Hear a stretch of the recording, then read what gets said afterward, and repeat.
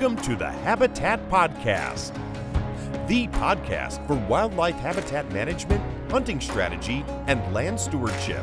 And now, your host, Jared Van Hees. Welcome to the Habitat Podcast. I'm your host, Jared Van Hees, and we are here to become better habitat managers. Welcome back, guys. We are back with our small parcel series here today, talking about just over 10 acres in Pennsylvania. And we're talking about fixing habitat mistakes. So my buddy Lucas Jones is on with us today. We are covering his grandpa's 10 acres, what they've done wrong, why they're not seeing any bucks on camera in the past 3 years. And then we go into how to fix all that. So if you're wondering why you're not seeing what you want to see on your small parcel or any size parcel, because it's really just extrapolates to larger parcels, this is a great podcast for you. And it's almost like a land plan that we do for folks in the form of a discussion. You know, Lucas asks me questions. I ask him questions. We go back and forth and talk about solutions. A really good chat here today on the Habitat Podcast, our small parcel series. Here, we're going to try to give you these once a month if we can find the right people and get them on, as well with some of the other cool things we're doing this year. So thanks for tuning in. I appreciate everybody who left us a great review over on Apple iTunes this week. Drew Weber, great new review. Appreciate that, buddy. That was from Monday. Really enjoy the content. Keep it up. Thanks. 5 stars. Drew is getting a free decal sent to Wisconsin. Guys, all you have to do is scroll down, hit the leave a review link, or even just keep scrolling down on the podcast platform you're on, and you'll see a spot to rate and review. If you can write something nice and give us 5 stars, let me know. Drew messaged me on Instagram with a screenshot of his review, and then I asked for his address, and boom, we're out the door. So thank you very much for that, guys. Really, really appreciate it. I do want to thank all of our partners.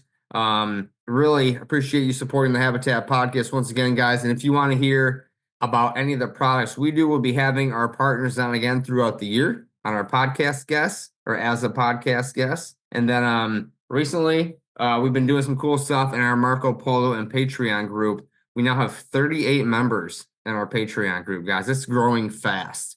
I want to thank Patricia Olive. I want to thank Country Way. I want to thank Drew Brandenburg, all with either joining recently or new activity on there. Guys, we are going to be having some cool news coming soon, and we're hinting at it on the Patreon. There's a link in the show notes to this podcast, how to get to the Patreon, how to join it, etc. It's just a closer way to build a better habitat podcast community. And for those of you who are my land plan clients, you are automatically in to the Marco Polo group if you so desire. So I'm reaching out to each and every one of you. And if you can't wait, hit me up and I'll send you the way to get in there too. Because if you're already a land plan client, you have the closest opportunity as the Habitat Podcast community and access to all of the resources we have as a group and as a team here. So guys, thank you very much. Let's get right back into it. Small parcel series here with my good buddy, Lucas Jones. Have a great day. Have you guys used a Packer Max Cultipacker yet? I know that being the first partner of the Habitat Podcast, I've been using one for over 5 years now. Guys, cultipacking is one of the highest rated and highly overlooked part of your food plot system. It helps maintain soil moisture, keeps it in the soil, improves seed to soil contact when you press those seeds into the dirt, and ensures superior seed germination for all seed types. I do not plant a food plot without cultipacking. Guys, Packer Max and Lincoln over there, great company, great people. They have 5 different cultipackers available at packermax.com, and they also have a roller crimper combo attachment for the Packer Max. So that's what I use. I can crimp, I can pack, I can do everything with my Packer Max crimper combo. They even came out with a 6-foot unit at packermax.com. Guys, be sure to utilize this piece of equipment when you're planting food plots to get the best success in your seed germination. Check them out, packermax.com. We have a code HPC25 at checkout to save money.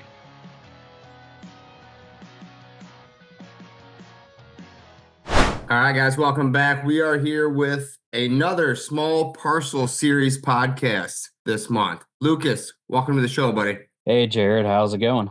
Doing good, doing good.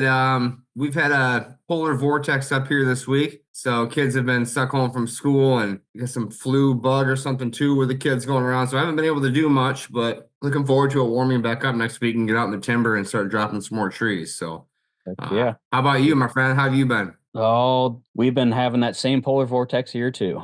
So Okay. just kind of getting through the week, getting my to-do list done so I can hopefully get out on the ice this weekend for the first time in probably 3 years. It's been a while. Well, you better get that ice rod, tuned in because ice Oh camp yeah. is not far around the corner. Less than a month from ice camp, and Lucas is going to join us up at the Northern Michigan 70-acre ice camp where we slay some perch, hopefully. So better get that stuff tuned in, buddy. Oh yeah, I'm looking forward to it. Heck yeah, man. Well, let's do this. Let's tell everybody where you're from, kind of your background, how you got into hunting and habitat work, and what you do for a living, all that good stuff. Paint us a picture. Yep. So my name is Lucas Jones. I currently live in Cleveland, Ohio. Originally grew up in Pittsburgh. Had to remind all these people up here who, the king of the AFC North is. So I kind of have a little bit of a unique story when it comes into how I got into hunting. So, everyone has like, their dad or their grandfather got them into it. And that's what happened with me. My grandfather got me into it, but it was through his archery shop that he owned in our hometown. So, like, everyone had their babysitters that they went to or came to their house when they were younger. I got dropped off at the archery shop to go hang out with Pap. So I've Nice. been in and around the industry from a young age. And then it was always something that I knew I wanted to do, and I have now today turned it into a living. So I do media work in the outdoor industry. It's actually weird being on this end of the podcast because normally I'm editing the podcast for Jared. So I do podcasts, YouTube, graphics, corporate work, you name it. And I guess how I originally got my start was I was one of the editors for Exodus Outdoor Gear. So graduated college, kind of bounced around a couple sales jobs, figured out I didn't want to do that for forever. Got good at video editing and landed a job at Exodus. And obviously, here I am today out on my own, doing my own thing, working with guys like Jared and couple other companies here and there. So, how I originally got into habitat work, though, was where I grew up. We had basically like a 60, 70 acre playground right across the street from us. It was this big bowl that a guy that my grandfather went to high school with owned. And so that was where I spent most of my childhood, was playing around down in there. That's where I cut my teeth learning to hunt. And then as I got older, I fell for all the gimmicky marketing tricks. This seed will grow big bucks. Put this in, do this, do that.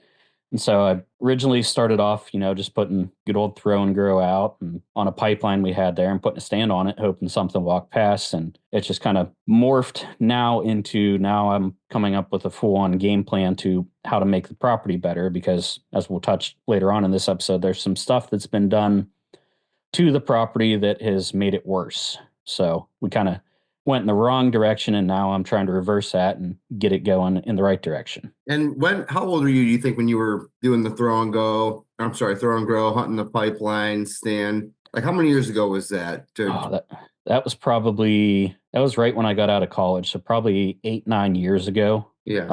I had a sales job that I was on the road like 50, 60 hours a week. So, I mean, my hunting time was very limited because it was a full commission. A full commission and nothing else sales job. So like it was feast or famine. Yes, So sir. obviously every appointment I could get, I took. So, normally like we have a deer camp up in Northwest Pennsylvania. We're on 10,000 acres of public up there. And normally I would have time to go up, stomp around up there, try and see if I could catch up with a mountain buck, but that wasn't going to be the case. I was too busy. So I started doing that when I was like, I don't know, 22, 23, mowing the pipeline, trying to spray it with weed killer, just getting it prepped, putting the whatever food plot seed, tractor supply had in stock at that time down, and just hoping for the best. Nice. Yeah, that's at least you tried to go get after it with what time you did have. Mm-hmm. I mean, that, 8, 10 years ago, there's a lot more of the TV stuff going on and a lot more of the marketing by these companies for throw and grow and stuff like that. But good for you for getting out there and trying it, man. That's awesome. Yeah. Yep. And I mean, it did come together. I managed this guy right here We'll see if I can get it to focus without my background blurring, but nice little, I call him a 9 point. He's a mainframe 8 with a kicker coming off of his base here. I mean, I had one afternoon to spare in October, and honestly, I looked at the Drury Deercast app, and it said like the next afternoon was going to be great. So I went out and sat, and he came in and stood like, I don't know, 20 yards away from me. Just stood there broadside, had no clue I was there, and I smacked him. So Nice. it worked out perfect that year because right after that, the fall was kind of mild that year. So like the appointments for when I was working for Home Depot kept coming and coming and coming. So like all through the rut, I still had appointments, 5, 6, 7 days a week. Wow. So it worked out good. That's awesome, man. Congrats. That's a heck of a buck for 10 acres. Yeah. Let's hear about that story. How did that come together, or why was he standing there broadside? Where did he come from on the property? And maybe you can describe the property while you're telling the story so people can get an idea on this property, because it is pretty unique, both in shape, both in topography. It's pretty unique. Yeah. So basically the big bowl that I was talking about, it's like a 60, 70 acre bowl. After the guy originally owned it passed, they parceled it off or sectioned it off. My grandfather purchased, I just had it pulled up here too. Hold on. I think it was what, 10.4? Yeah, 10.4 acres. The township line runs right down the middle of it, in between the township and the borough, because it's right on the edge of a bunch of houses where in the little town that I grew up. So he purchased the 10.4 acres in the borough, and then someone else bought the other, 50, 60 acres in the township there. And so the way the bowl lays out is we own the eastern, like the north and northeastern side of it. And the rest of the bowl, like the west and the south side of the bowl, the other guy who owned it, as soon as he bought it, select cut it. And that was right when I was getting in out of high school into college. And so it's just, now it is like nasty thick. You can't even walk through it. There's kind of a divider that runs down the middle of the property too. So there, where all the drainages meet, it's almost straight down, like 100 plus feet down to the bottom. I mean, deer will cross that occasionally, but it's only at certain points. So it really just kind of splits that bowl in half. They either have to go around the top edge of all those little drainages, or they go way down low down to a point and drop down and come back up. Now with our 10.4 acres, obviously it didn't get select cut, so it is a lot more wide open. It's primarily a lot of junk trees right now, unfortunately. For some reason, the guy who owned it before us, when he was like backfilling it, he did plant a couple trees, and a lot of them were sumac trees, and those things just take over pretty much. Like we had them on the bank down below my parents' house, and it like within 5 years they took over the entire bank. We had to go cut them all down, drill and spray all the stumps, or else they would grow right back. So the way that that 10.4 acres kind of lays out on our side, we have two drainages that come down and form a little point. The left-hand drainage is the property line, so we can only like get on one side of it. And then the main drainage that comes down, like from where all the houses are, there's a pipeline that runs pretty much almost right down the middle of it. And it keeps continuing down the whole way down to the actual creek bottom. And then at the bottom, or like halfway down that pipeline, there was a road that got put in that kind of wraps from east to west across that pipeline, and then it turns a 90 and goes north to south. And that topography there where that road is, that's all man-made. So the guy who owned it, he took a bunch of fill from a highway project and built that road up, built that pad up there almost, 30, 40, 50 feet with shale and clay and whatever else, pretty much whatever else they were getting rid of. So it kind of makes it unique because it makes a giant bowl there at the bottom of that drainage where it goes down, comes back up, and then drops down to the main creek there.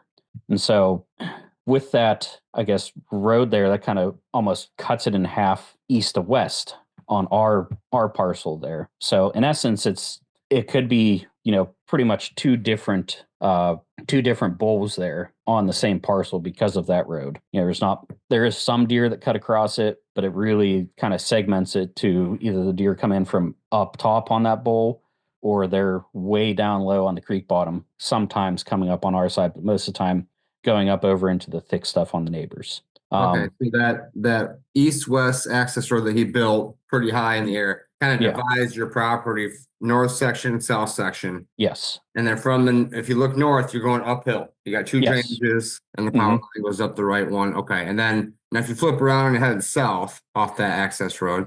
So if you're heading south off that access, there's like the main drainage that goes down to the creek bottom there. And it is, I got Onyx pulled up here. From that road down to the creek bottom, it's about 150, almost 200-foot change in elevation in a hurry. Wow. So They really don't cross that much, huh? Yeah, it's pretty steep in there. So they have to, if they want to get around down low, they're side hilling it. And so on that southern portion of the property there, we don't really have much down there. The majority of the property is north of that road, but it is rather steep. It's kind of open down there, and there is some like points on the edge of that creek hillside there where I will see them from time to time when the pressure's on, but it's almost kind of like a wasted space down there because it's super steep. It's really wide open. There's a couple big oaks, a couple big maples in there. And it's just, we don't really do much with it, especially down at the bottom where the actual creek is. It flows out into the river. There's a trail that comes up from the river. There's some watershed association put a natural trail or a hiking trail in down there that they cut it in the whole way up past my grandfather's land and into the next land up to this waterfall. They cut it in without talking to the landowners because they thought they owned all of that. So it's a little bit of a sore subject right now with my grandfather. But I mean, if someone really wants to come up from down there onto the property, like good luck. It is steep and nasty. There's the one section that we used to use as kids to get down there.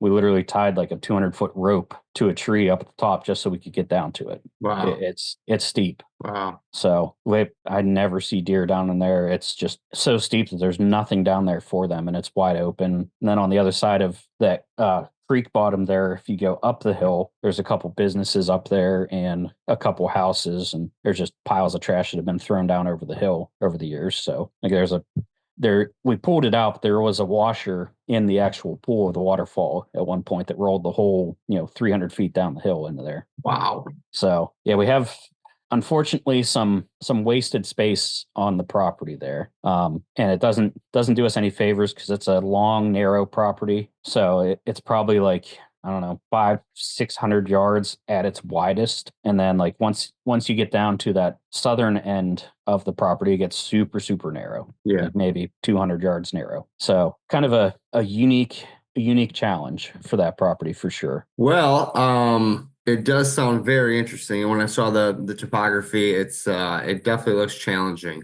Yeah. Plus you got the road nearby. But the wind's doing the right things for you. Where did that buck come from, and where did you shoot him at exactly? Were you on that little power line up the drainage? So I was actually on the road before it goes out to that pipeline there. When the road crosses the pipeline, it's at almost perpendicular, but then it curls up at a 90 and parallels it to the base of the hill there. Yep. And there used to be an old tram road or logging road cut in, like side hilled around that entire bowl. It hasn't been maintained in years, so it's pretty washed out. You can't even get a four-wheeler back in there now. But that buck actually came from the neighbor's property, came across that road and came up the drainage onto ours. And I saw him at like, I don't know, 50, 60 yards up to my left, because I was pretty much halfway between where that road stops and where that road meets the pipeline, just trying to catch, either trail coming up out of that main drainage there. And so he came from the neighbors, came across and went right over to that food plot that I put in there, and kind of lost sight of him because it drops down a little bit into that bowl there. And it was late October, so a doe came busting up out of there, and he was, not far behind her, went right back onto the neighbors. And then about a half hour later, he came back. He must have lost the doe. And instead of going straight out to the food plot, he walked right down the road, stood in front of me at 20 yards, had no clue I was there. Awesome. The unfortunate part was when I shot him, he ran 100 yards up the hill and then slid face first 100 yards down into the bottom of that drainage. busted off his right side on the way down. Did it really? Yeah. Yeah. He must have hit a rock or a stump or something because I found it halfway down the hill. Okay. So you fixed that or had it repaired or whatever? I drilled it and put a screw in it. Yeah. I mean, So, with the type of topography you're talking about, I had a note here. I said, ask if he hunts the road. Because when you were describing the road, it yeah. seems to me like a path of least resistance across some pretty sketchy terrain.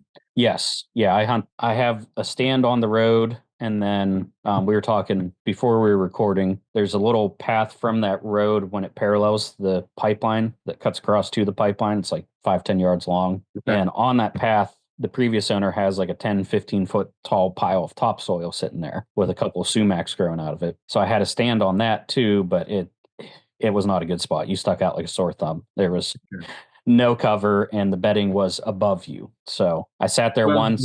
Yeah. I sat there once, got blown out the entire time. And I was like, all right, I can't sit here anymore. So, well, I think the bedding's probably always going to be above you with the topography you have, right? yes.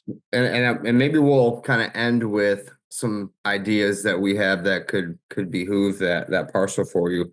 But what was interesting that we talked about, you mentioned things that were done wrong. Yes. So far. You have lots of maybe not lots. You have items that was one of your main points. Like I want to talk about things we did wrong. I'm like, oh, okay, that's interesting. We don't always talk about that quite as much as the things we do right. So let's start with let's start there and you go down the list. Yeah. So the biggest glaring issue was my grandfather getting rid of bedding. So on the northern end of this property, in between the two drainages, there's I wouldn't say a flat spot, but it's not as steep. Okay. And shelf. Yes. And it used to be really thick in there with one quad trail going up the middle, kind of snaking up the hill to the road. For some reason, he got this wild inkling one day that he wanted to go in there and cut out all the thorn bushes. So he did. He went and basically just cut 90% of all of the thorn bushes, the understory, all the thicker stuff, and just sprayed everything, killed everything. So now you can see right through it. Before then, like I said, I grew up, cutting my teeth, learning how to hunt in that property. Back when I didn't know like how to properly access, I'd be walking right past there, and the amount of bucks that I kicked out of there was a good bit that were hanging out in there. And now like there's a family group of does that sometimes beds in there, and that's it. So that was mistake number one. Mistake number two was the access trail that we cut from the bottom of our driveway, because my grandparents and my parents have a shared driveway.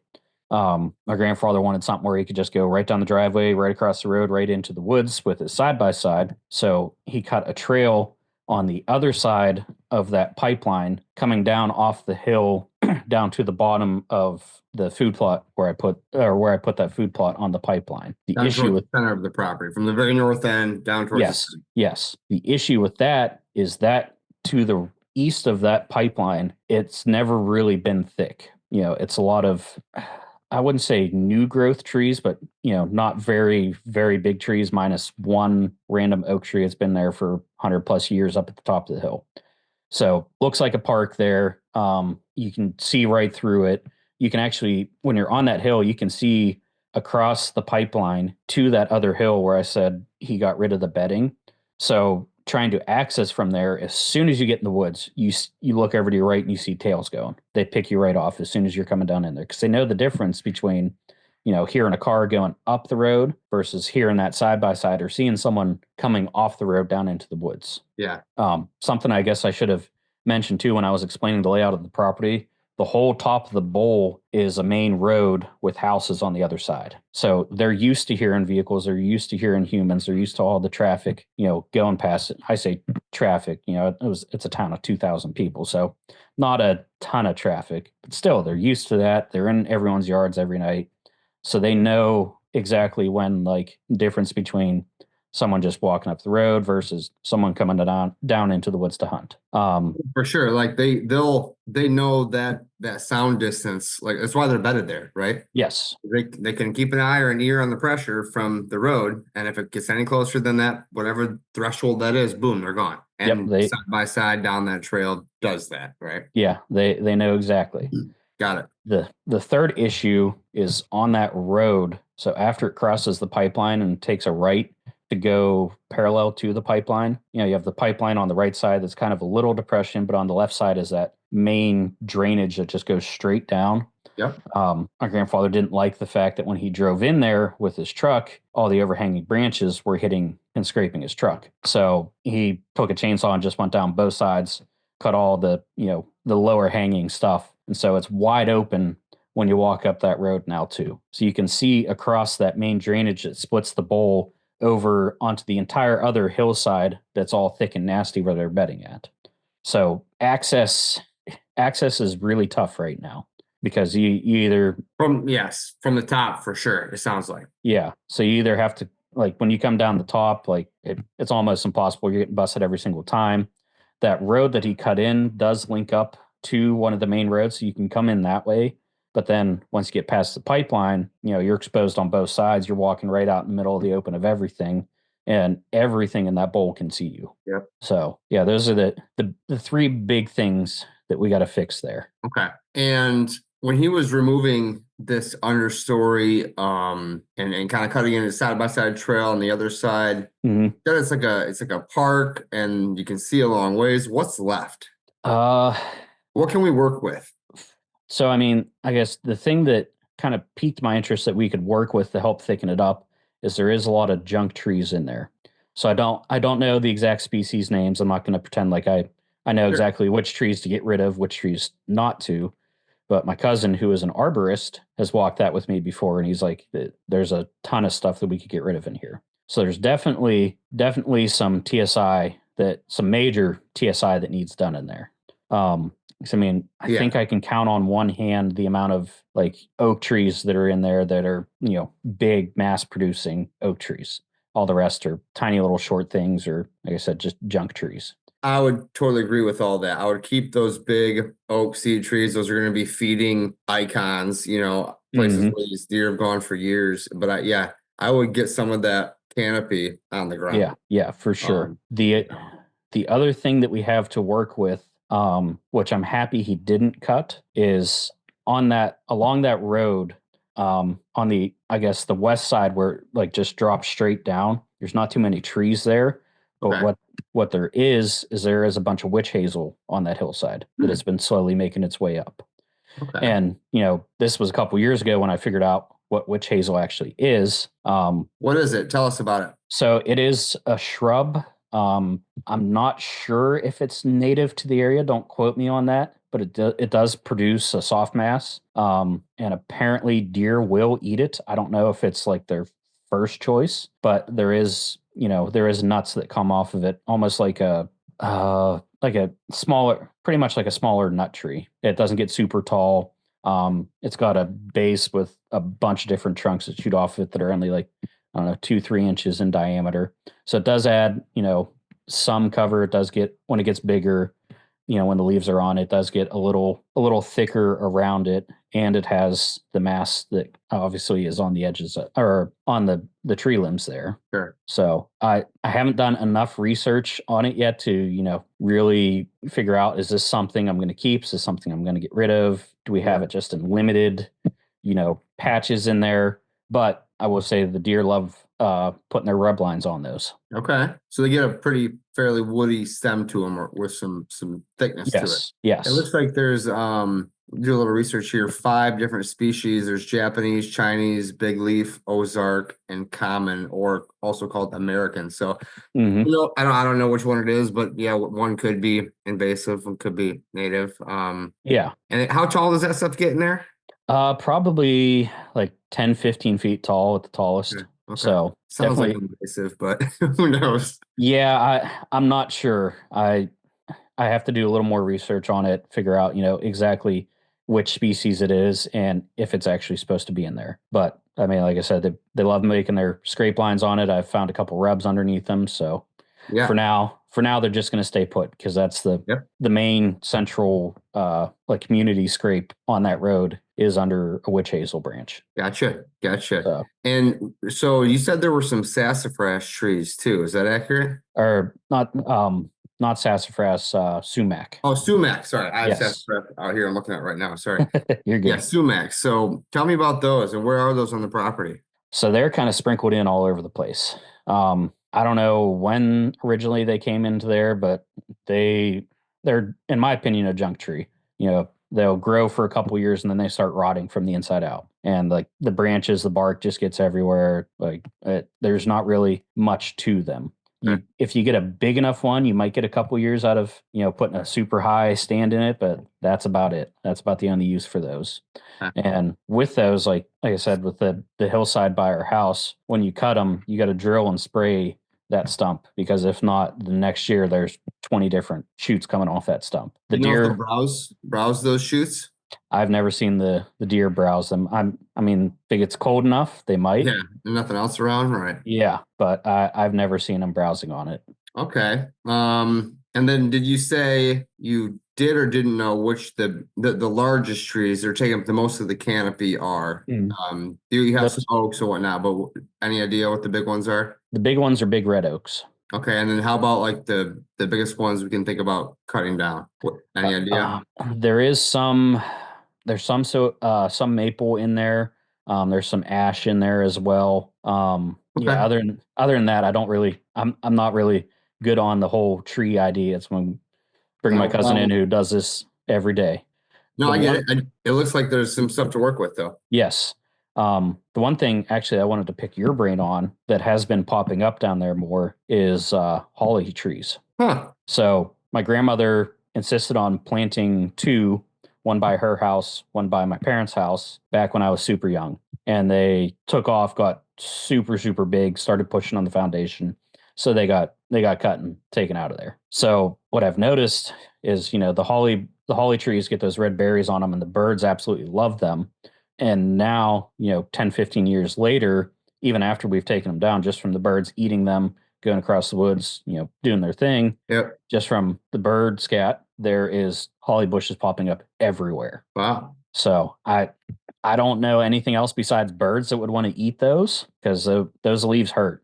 They're not really a selected target for deer. Yeah. Because like you said, those pokey leaves and just they're really more of like a deer resistant plant almost, it seems. Yes. The only saving grace for those has been where they've been popping up is along that quad trail coming down from the driveway. So it has helped with a little bit of cover there, but it's just it's here and there. There's not enough to really do anything. So, but the birds like them, so that's why my grandfather's left them, because the birds absolutely go nuts for him. Okay, gotcha. Is he like watching his birds? He does like watching his birds. My grandmother, more than anything, likes watching the birds from the back porch. My grandfather is the guy that sits on the back porch with her with a pellet gun, waiting for a chipmunk to stick his head up. So nice. Nice. I'd get along with him just fine, it sounds like. Oh, yeah. Yeah, my grandpa used to have all kinds of bird feeders and everything else. And in his backyard, he had a whole regimen going. Mm-hmm. The hawks would hang out nearby too for a good reason. Yes. But yeah, we have a couple of those. There's a big owl that hangs out too. Okay. So. What else do you have that was a gone wrong or something bad, or did we hit them? Actually, there is one more. So that trail that I talked about that kind of side hills the whole entire bowl there. Yeah. Whenever the guy put that trail in, he did dam up a couple of those drainages and had culverts in them. The one that's right on our western property line got filled up with silt, and there was a little pond there. But it's literally like right on the property line, and it has since washed out. So, back when it was still intact, there was, 6-7 inches of water in there that the deer always came down to get a drink.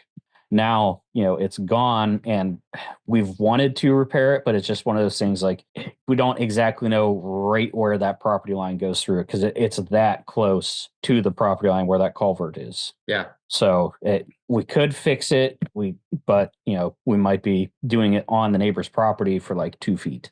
So it's one of those kind of. Not only did it provide water, it also was probably a perfect trail coming across the side hill from your neighbor's select cut, right? Oh, for sure. There was. And now it's gone. So Yeah, 'cause they would come out, they walk along that trail, or they would come down off of the other hill in between two other drainages. There was a big path that came down there. Okay. And it would all meet right there, and it would all pinch right there where that culvert got washed out going up into our property. Yeah. It sounds like something you might want to repair, Yeah, it's just one of those things we got to get a survey in there and figure out exactly where that line is. Right.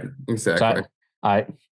I've been on, the kick of let's just fix it. Like, who's going to complain about somebody fixing a road Right. that's right on the line? But, my grandfather, it's his property. It's in his name. He wants to do it by the book. So I'm like, Sure. all right, we'll do it your way. Okay, so we talked about things that need help, need repair.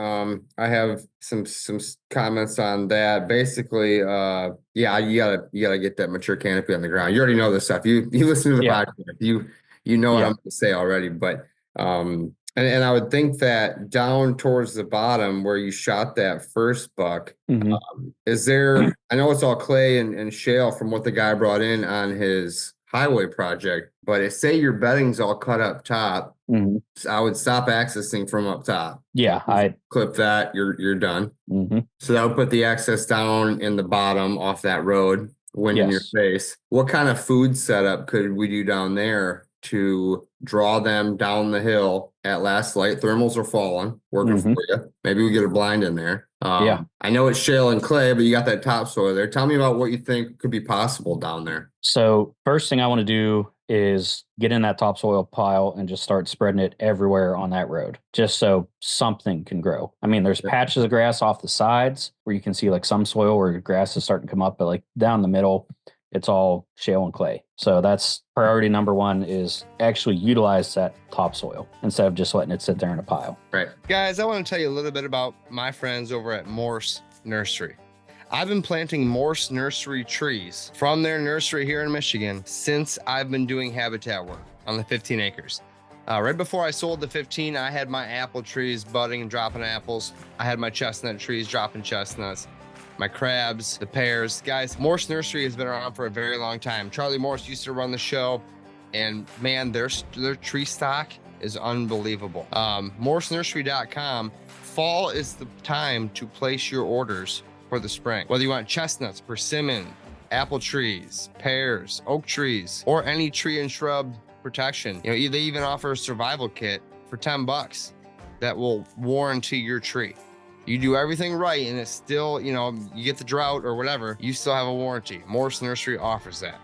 Guys, they have starter bundles. They have a hardiness zone map on the website. Morse Nursery is my go-to spot for wildlife trees. I'll be picking up a load of the oldest trees I can get and bringing them down to a client of mine in Iowa and Illinois here very soon. I think if anybody's interested in cold hardy trees, tough trees, good genetic trees that have stood the test of time, check out MorseNursery.com. We even have a code. If you're on Morse Nursery's website, you want to save some money, use code Habitat10. That's 10% off. We even also offer some dealer pricing. Habitat Pockets, we are a dealer for Morse Nursery. If you're interested in getting a good a good orchard set up on your property, let us know. We'll be happy to help. Guys, check them out, MorseNursery.com, Habitat 10. Easier said than done when we don't have the equipment to do it, but I have a couple buddies that are in the operators union, so I'll figure something out, figure a trade out or something. So that's first and foremost, I want to get that taken care of, because that main pipeline, I mean, that's good soil in there, but we don't, like, my grandfather does not want to till that because it is not marked. He doesn't know where that pipe is. And it's not like, a straight run down. It's steep and then it levels out and then it goes steep again down into that bowl. So we don't know exactly like how deep that pipe is right there, and we don't want to be the ones to hit it. Could you call Miss Dig on that? Or we have something called Miss Dig where they'll come out and mark stuff for you for free. So we are going to call this spring, get it marked exactly where that is. Cool. Because when that pipeline comes back up and meets that road, there is a well there. I don't know exactly, like, that's been there as long as I can remember. So I don't even know, like, is it still doing anything? I'm not sure. Right. So that was our biggest, I guess, concern with potentially tilling there, because that well's right there and we can see the pipe coming up out of the ground. So we don't know how deep it is. We want to err on the side of the caution there. Yeah, makes sense. So yeah, I definitely want to get more food established on that road on top of what's on that power or that pipeline there. Yep. Especially like on that pipeline, that's where two of the big red oaks are overhanging. So Okay. it can be, it is a little bit of a smorgasbord there for them later on in the season. Well, shoot, man, that's kind of what I'm liking about that area. Everything seems to delve right into there. Mm-hmm. You have a water hole you can put in if you can't fix the one. You have Yeah. a food plot right there. You have the big oaks. How's the rest of the canopy right there? You're gonna be able to get enough sun to grow some food in there. You're gonna have to maybe edge feather back off the road a little bit. On the road, it gets plenty of sun. Okay. So I guess that is the one good thing with Pap taking all those trees on both sides of the road. It did open it up in there. So there is plenty of sun that gets in there for like that actually hits the ground on that road there. Gotcha. Good. Good. Yeah, with the right soil and the right seed types, you get that going. That'd be really nice. Yes. So the other thing that I want to do is start putting in some fruit trees in there. So, there's besides the food plot and the oak trees, there's pretty much nothing else down in there Okay. for them to eat, especially with everyone's backyards touching the bowl. They can go up, eat the neighbor's flowers or whatever they have planted. So I want to get more, I guess, early season food in there to help keep them down in there instead of having, that year that I shot that 9-point, there was a bigger one down in there. And, I saw him a couple times on trail camera, but most of the time I saw him crossing the road to go into the neighbor's backyard. So I want to try and keep them more down in there instead of going up into everyone's backyards. So obviously maybe some apple trees, maybe some pear trees. I've thought about persimmons, but we're right on that line there where it might be possible for them to make it. It might not be. Because we're an hour northeast of Pittsburgh. So we're just right on that boundary line of where you go north of us. I don't see any persimmons whatsoever, but you go south of us, down towards the border into Maryland, West Virginia, Ohio, there is persimmons down there. Yeah, I found them a little bit tougher to have survive up where I'm at as well. Mm-hmm. Could just be my luck, but yeah, I don't think you can go wrong with crab apples, hybrid pears, apples, Enterprise or Liberty. That's going to be, even some chestnuts, some of the early drop chestnuts. That's going to be a lot of what I'm planting this spring. But I agree. With as much distance as those deer can see when the leaves come off, it might set up to be more of an early season spot. Yes. Right. I know because if they can't see you when you sneak out in there versus late season, they're going to be able to see you until you cut some trees down. It could behoove you to focus on that early season. Yeah. Let the cameras tell you too, but yeah, especially in the area we're in. We don't have a lot of public around us, but there is a lot of pressure in that area. So the later on you go into season, that chance of potentially catching up to that buck that you've been watching all year just goes drastically down. Sounds like where I'm. Yeah. Yeah. Because Pennsylvania, you have 2 full weeks of gun season after Thanksgiving. And then after Christmas, you have almost a month of late season archery and flintlock muzzleloader. With that flintlock muzzleloader, be one of those things that you see reading the regulations, like, oh, not too many people do that. No, there's a lot of people in the area that do that. Really? Yes. You'll get groups of 10, 15, 20 guys just going and driving everything. Okay. So it definitely does not help with, trying to carry bucks over to the next year. Yeah. I would agree with that. What I do like about your property is that big bull. I have the same thing at the Northern 70. While I walk down that hill and look up and watch all my deer run away as well, like I did this year, including a nice buck. There is merit there to pressure and keeping other people out of there. Yes. They feel safe in there. So it's just trickier on how we hunt them. But you don't have a lot of people, coming through there, it sounds like, trespassing or anything like that. And your neighbor select cut a bunch. Yeah. So if you cut the heck out of yours, you could have a real safe security bedding area in there. Oh, for sure. The new neighbor, I don't think he hunts too much. So with that new neighbor, I guess, let me back up here. The dad bought the 50, 60 acres of the other side of the bowl. And then on the other side of the road from that, there was another 30 or 40 with the farmhouse from the guy that used to own it. And his son bought that. Okay. The son, I know for sure hunts. 5 years ago or 6 years ago, whenever he first bought it, he shot Boone and Crockett deer opening day off of his property. Wow. Like mainframe 10 or 12 with a bunch of splits and kickers everywhere. Just something you don't see where I'm at. And of course, in a small town, that was the talk of the town. Like, oh, did you see the buck that he got? Like, new guy moving in, bought this property, shoots that opening day. So all the old guys down at the diner were talking about that for weeks. His dad, I'm not sure how much he hunts. Okay. So if anything, it would maybe be just the son over there hunting. And then on our property, my grandfather, he doesn't really hunt much anymore. Most of the time he just goes down in there and cuts grass, tinkers around, cuts some stuff up. That's about it. And then one of his buddies from high school has a blind down in there and hunts maybe 3-4 times a year. Okay. So realistically, there's not, there's maybe one solid guy, maybe two that hunt that bull down in there. Yeah, not a ton of pressure. No. And especially if they're doing it wrong, which we don't know. Yeah. They could be helping you out if you create the same or better habitat. Yeah, exactly. As for trespassers, we never have any trespassers hunting wise. Most of the time, unfortunately, it is tweakers or junkies just walking through. Yeah. There's multiple ways to get into that from the main road. So there's been a couple of times where I've had guys on camera down in there that like, I don't know who the heck they are. Like, actually, funny side story. When I started Exodus, first camera I ever hung was down there on right where the road and the pipeline meet. I hung it the day before Easter dinner. We went next day. We all met at my grandparents' house for dinner. I was just getting ready to leave, and the camera goes off. I'm like, oh, I have a deer down there already. And I look, and it's some junkie walking past the camera. That's the first picture I got on that camera. So my grandfather, my cousin, and I went down there like, hey, what are you doing? Like, and the guy obviously saw us because he was down in the super steep stuff behind a tree. I was like, oh, I just got lost, just trying to find my way back to town. I'm like, no, you didn't. Like, what the heck are you doing down here? So that's I guess trespasser-wise, that's the only issue we have to worry about.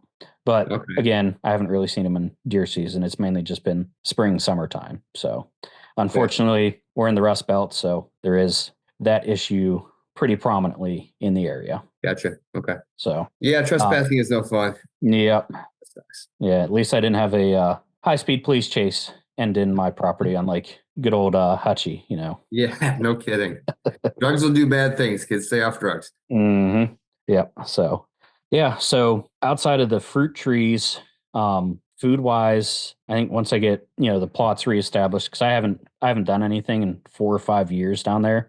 It's just the throw and grow grass that keeps coming back up. Yeah. The one good thing with my grandfather being retired and being bored and wanting something to do is in the summertime, he does mow that a couple of times. Okay. So it does help with, stuff coming back up and regen. How does he get the mower down there?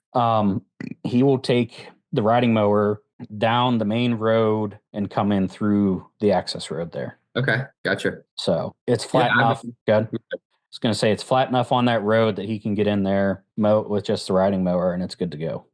Unfortunately, he can't really get it over on the pipeline because it is a little steeper there. But at least for that main road, he does keep that mowed. Okay. So how big of a plot do you think that would end up being if you could do the main road and kind of branch it over into the pipeline to get some good tonnage? At least, I'd say total at least an acre. Wow, nice. Maybe more. That road over on the east side of the pipeline there, he didn't really mess with that too much with the overhanging trees just because they're a lot taller.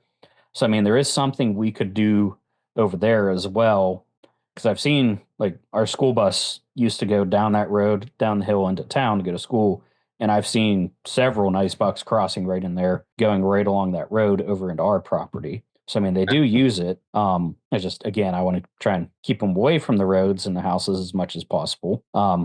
So might do something in there, might not. I'm not entirely sure, because you can see, like, when you come around the bend up the hill, if you look left, you can see straight down that road almost to where that well is, where the pipeline intersects that road. Right. So obviously that's our access in there to drive back there, so we can't make that super thick. So I don't know. I might put something in there. I might not. I'm not entirely sure yet. But at least all of the pipeline and all of that road west of the pipeline there. Yeah. Okay. And then Yeah, once, maybe you could screen that off too if you had to. yeah, A gate, some grass you could drive through, maybe if you had to, something along those lines. mm-hmm.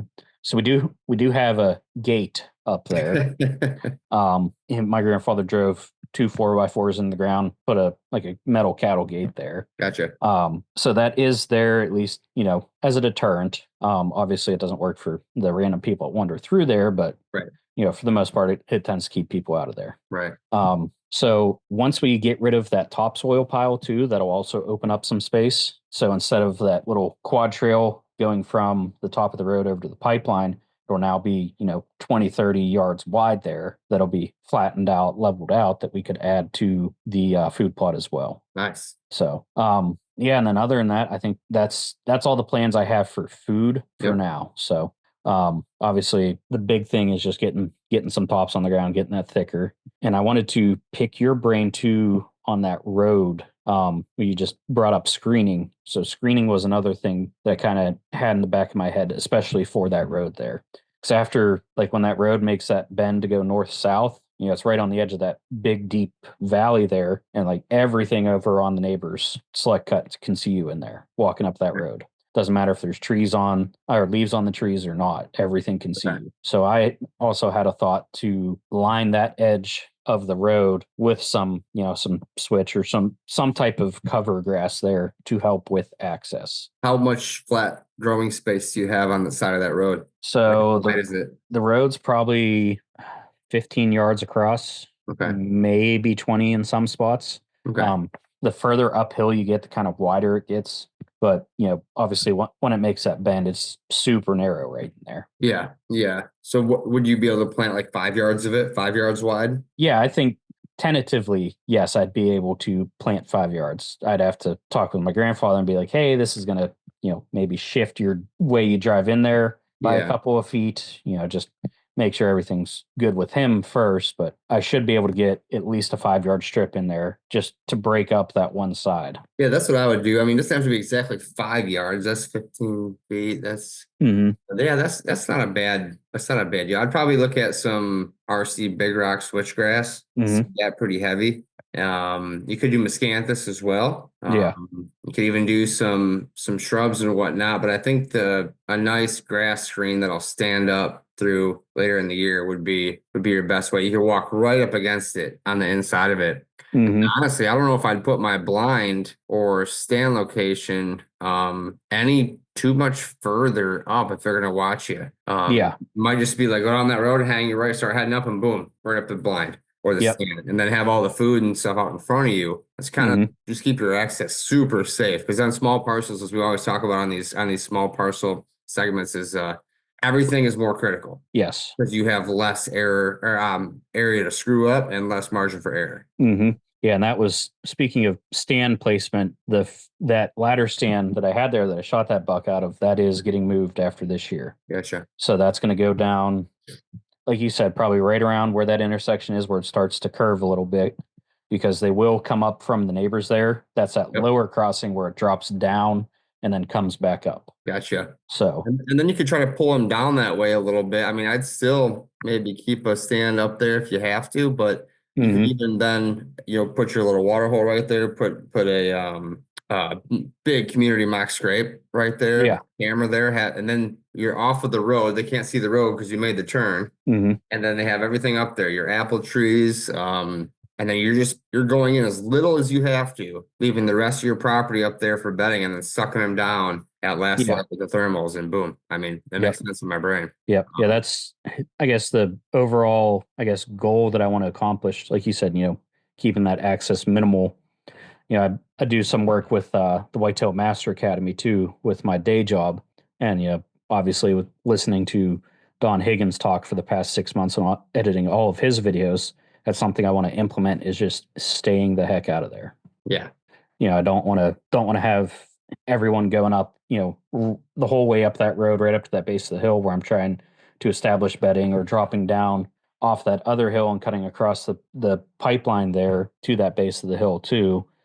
I mean, I can do it. It's just a matter of, is my is my grandfather going to abide by the same thing? Because he loves, in the summertime, driving the whole way up in there, cutting logs up, splitting logs to take up to our camp, or Yeah. tinkering around or doing whatever he wants to do that day. Yeah. The nice thing though with that other guy that he does let hunt there is he's more than just like a average weekend warrior. He does take it kind of serious.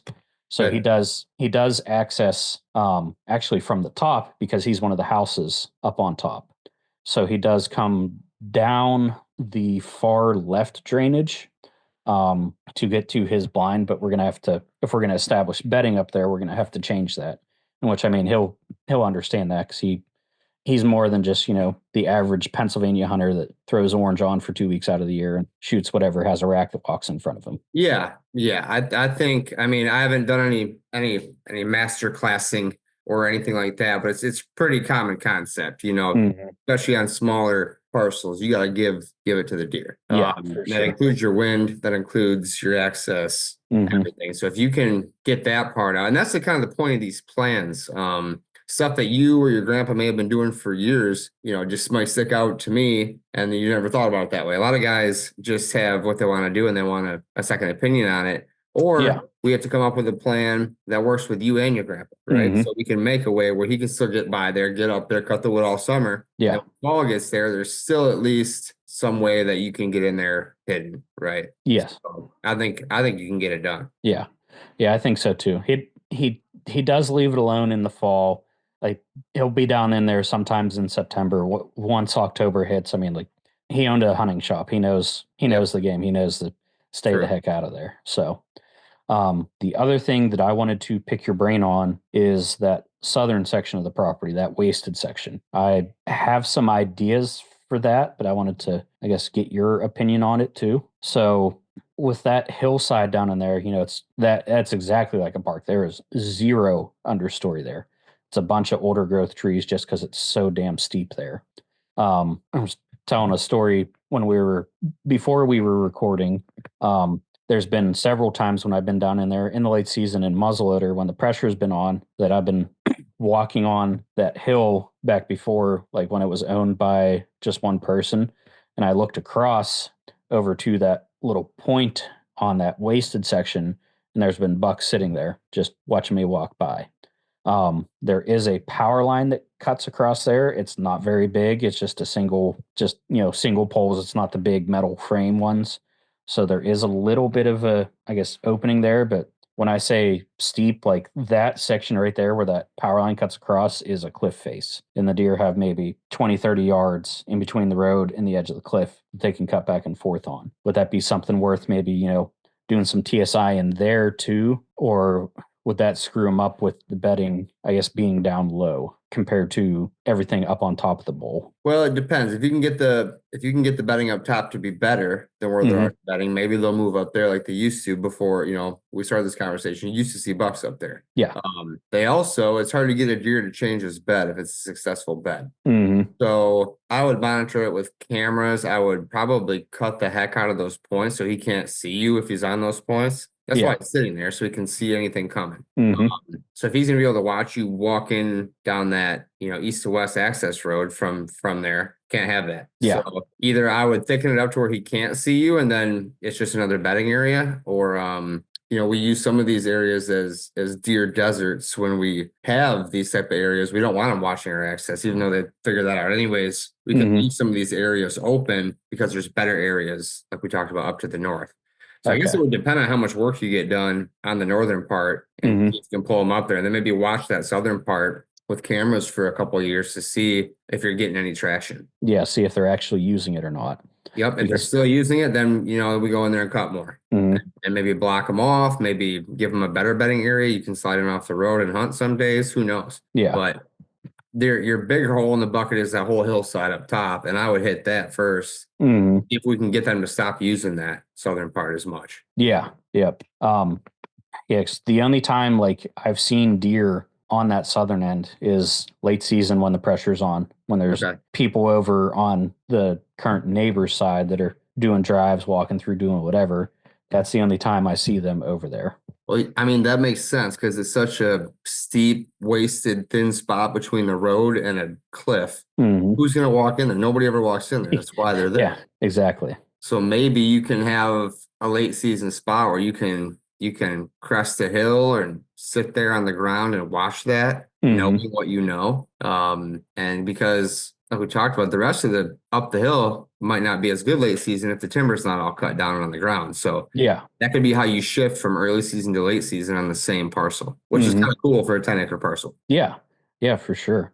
You know, So on that topic too, I guess kind of circling back to food, with what I do now, like I work in the hunting industry. Everyone thinks, oh, you get to go film hunts all the time. Like you work in the hunting industry. That's so cool. Like you must get to hunt all the time. Like I had 6 days in the stand this year. That was it. And that yep, was because I took a 4-day trip and carved out time. Like, all right, I need some time for myself. yep. So most of my hunting opportunities are probably going to come in the late season. So would there be a better, I guess, let me back up there. Obviously, I want to keep them there in early season for if I get the chance, I have a day or two off, I can sneak down there, go hunting. What I guess would be a good combination for both the early season and the late season potential to feed those deer? That would be timber work first off. Okay. Food plot wise, I would just push into carbon load. It's got Hmm. everything in it. And different times of the year, different things are more palatable and grow better depending on moisture, no moisture. It's my favorite seed mix I've ever planted. Okay. I am biased, but still. Mhm. Your timber, man, you could do more work with 2 days in a chainsaw that'll benefit you more on that property than anything else, in my opinion. Okay. All right. So, and that could be you could do that now. Mhm. Now's a great time. I mean, it's a little cold, but Yeah. if you could get that stuff on the ground, they'll start munching on it. You have new shoots come up all summer. You'll have a lot more tonnage per acre, both woody Mhm. browse, leafy browse, forbs in there. And yeah, I'd still plant the food plot Yeah. if you have time, because that's more of an attraction, an icing on the cake type thing to me. And Mhm. yeah, without a ton of time to hunt late season, they're getting back over to that woody browse, especially in like January and stuff. So Yeah. Yeah. Yeah. Because I know how to do it in the hill country on public up at my camp in the late season. Like I know exactly what to target there. It's just cool. What do you I'm target there?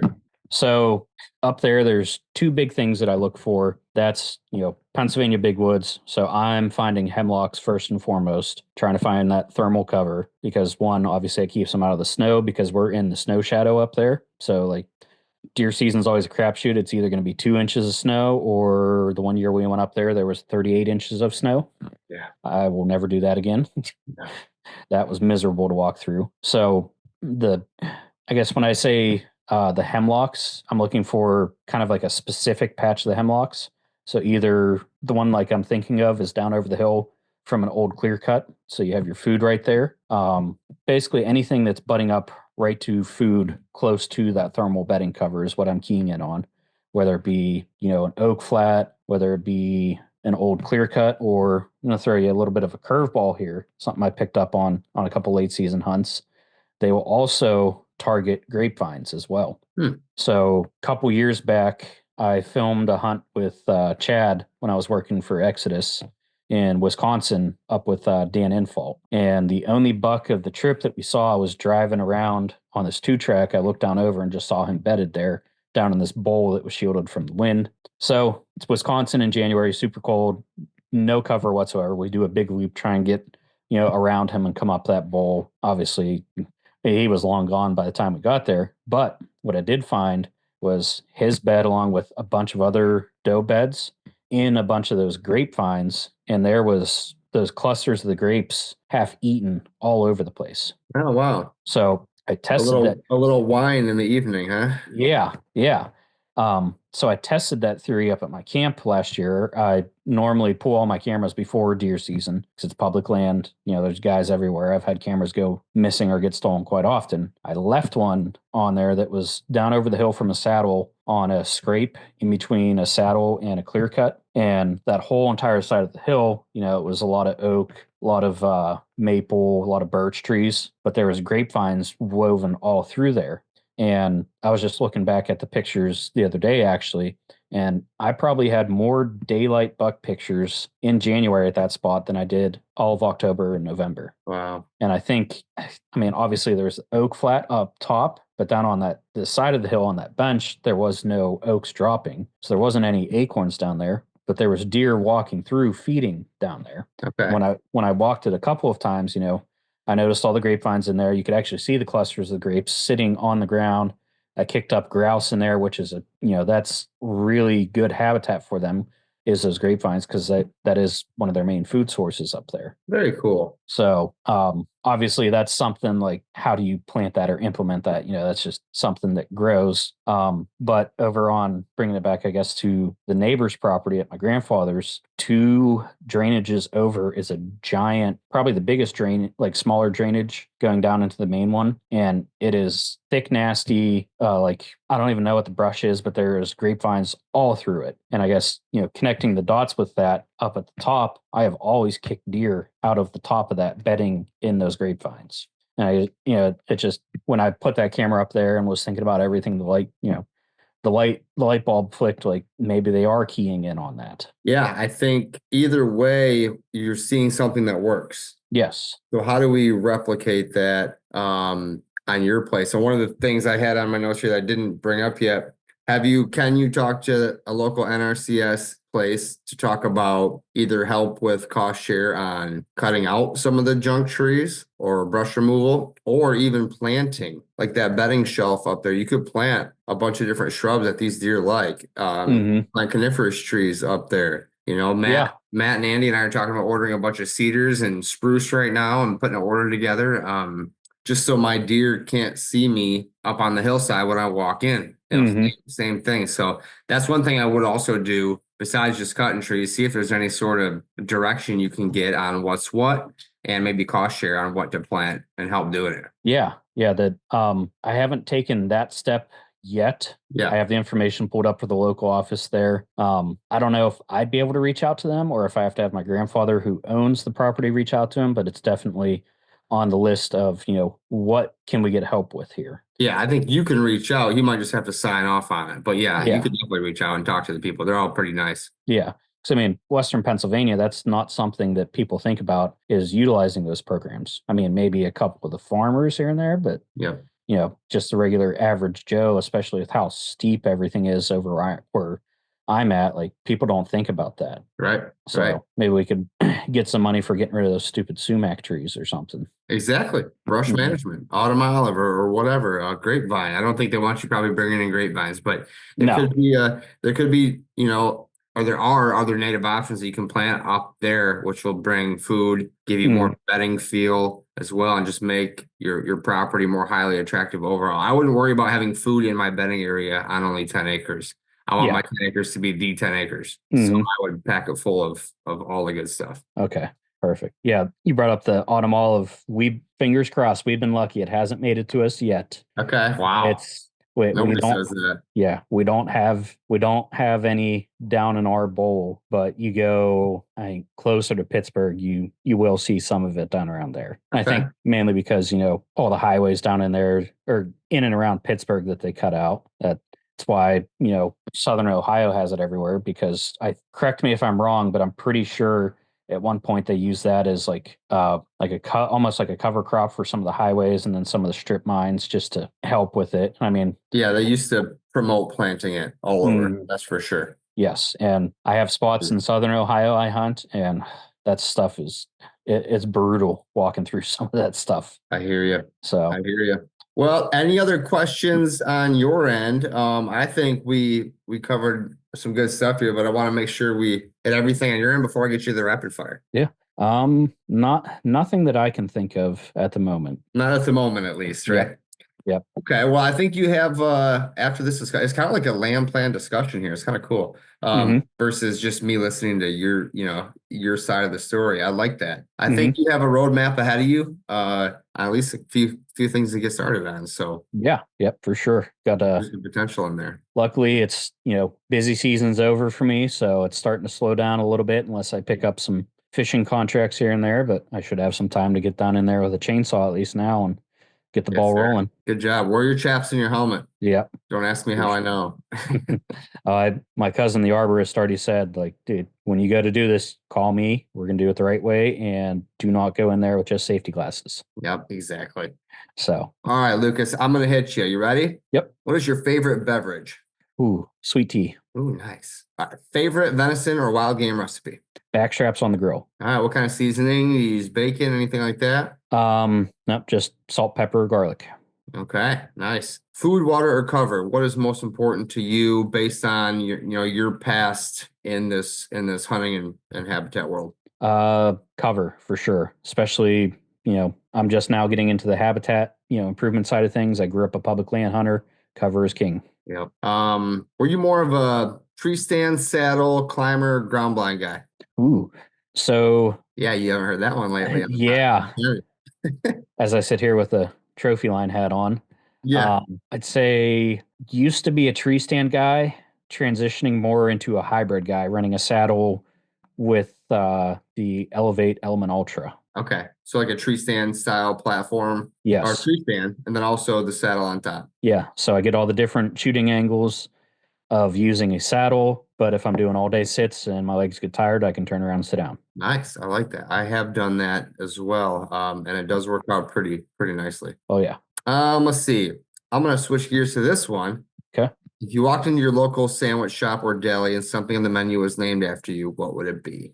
Mm-hmm. Thank you to my buddy Mike for that. I like that question. It's funny. So it'd probably be a pork chop sandwich because my nickname in college was Pork Chop.